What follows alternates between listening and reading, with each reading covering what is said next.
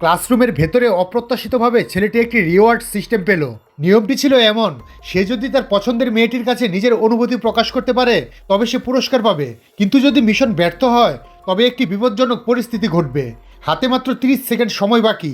ছেলেটি দৌড়ে সরাসরি মেয়েটির কাছে গেল এবং তাকে তার গার্লফ্রেন্ড হওয়ার প্রস্তাব দিল।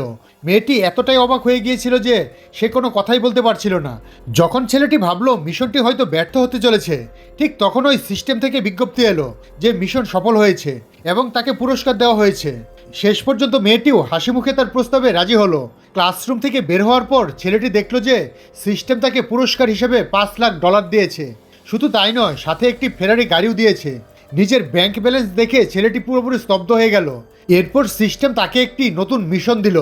এবার তাকে স্কুলের রেডিওর মাধ্যমে মেয়েটির উদ্দেশ্যে গান গাইতে হবে। সাথে সাথেই 30 সেকেন্ডের একটি কাউন্টডাউন শুরু হয়ে গেল। এটি শুনে ছেলেটি যত দ্রুত সম্ভব স্কুলের রেডিও রুমের দিকে দৌড়ে গেল। সে সাহস সঞ্চয় করে আবারও মেয়েটির প্রতি তার ভালোবাসা প্রকাশ করলো। পুরো স্কুলের সামনে আবেগ দিয়ে গান গাইল। মেয়েটি মনে মনে অত্যন্ত খুশি হলো। সিস্টেম সাথে সাথে ছেলেটিকে একটি বিলাসবহুল বাগান বাড়ি পুরস্কার হিসেবে দিল। ছেলেটি যখন চলে যাবে ঠিক তখন ওই সিস্টেম তাকে তৃতীয় একটি মিশন দিল। এবারের মিশন হলো মেয়েটিকে এখন ওই ডেটে নিয়ে যেতে হবে।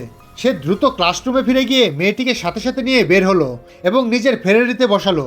তারা চলে যাওয়ার পর সিস্টেম তাকে একটি কোম্পানির 60% মালিকানা পুরস্কার হিসেবে দিল। এই মুহূর্তে সিস্টেম তাকে চতুর্থ মিশনটি দিল। মিশনটি ছিল মেয়েটিকে নিয়ে রাতের ডিনারের জন্য একটি রেস্তোরাঁয় যেতে হবে। আর কোনো উপায় না থাকায় ছেলেটি তৎক্ষণাৎ মেয়েটিকে নিয়ে একটি রেস্তোরাঁয় গেল। আর এভাবেই ছেলেটির জীবন হঠাৎ করে একটি অবিশ্বাস্য রোমান্টিক অ্যাডভেঞ্চারে পরিণত হয়ে গেল, শুধু তার ভালোবাসা প্রকাশ করার জন্যই।